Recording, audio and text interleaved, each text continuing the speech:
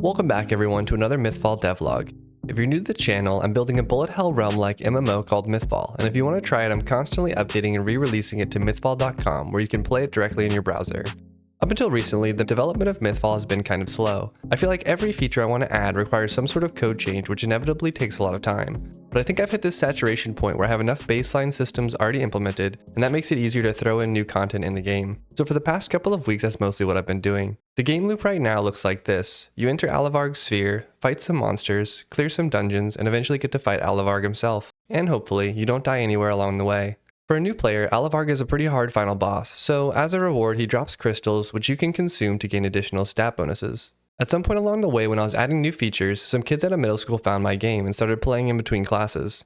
At first it was just a few playing, but it quickly ballooned up to peaks of around 50 people online at a time. To be honest, I'm pretty impressed with how my $6 server held up during the peak periods, but there was a few times when the load got too heavy and the server deadlocked. I was able to fix the deadlocking code, but it did take a little bit of hunting. But overall it paid off because it gave me the opportunity to add better logging and metrics around my RPCs. It also motivated me to improve the performance and memory allocations throughout my code base. It was also a good chance to get some feedback, and as it turns out, middle schoolers are more than happy to hand out blunt force feedback. My feedback page is full of suggestions and people complaining that they died because of a bug that prevented them from recalling. But I was able to fix that bug after a few attempts.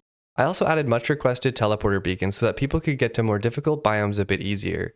Additionally, I thought it'd be nice if people could see where other players are, so that way they could group up more easily. So I changed the minimap so that it would show the position of all players on the map rather than just the nearby players. To extend the progression a bit, I added the Hall of Heroes, which is basically a leaderboard that shows the characters that were able to get the most honor points before dying. It also shows the gear they had equipped when they died and their username. I think eventually I'll use honor points as a currency, but for right now it just serves as a leaderboard metric. Because the game lets you pick your username, a few players tried to impersonate me, so I decided to give myself a moderator crown. That way people would know who I was, and I also blocked people from using my account username specifically, just to prevent any phishing. This also enabled me to add moderator commands, so I can now make announcements and modify some aspects of the game live if needed. Eventually one day, the middle school rush unfortunately came to an end. I guess a teacher found one of them playing and decided to URL block mythfall.com. Some of the kids still play from time to time, but the peak player count is down from 50 to around 10 or so per day. Slightly unfortunate, but I'm still thankful to have had the players when I did. Regardless of the player count, I'm still adding new features. During Valentine's Day week, we had the very first Mythfall holiday event, which required me to rewrite the entire dialogue system to support more advanced branching behaviors. After that, I added a new biome and 4 new area bosses. The area bosses are randomly placed around the world depending on the biome. I do Poisson disc sampling to make sure that they're not too close together, and depending on how hard they are, they usually drop new special crafting materials, and sometimes they drop an upper level dungeon. For example, the Elder Scarab area boss drops the new hardest dungeon, the Temple of Anubis, which from the feedback I've received is maybe a little bit too difficult, but only time will tell. When I first added Alavarg, everyone had trouble with him too.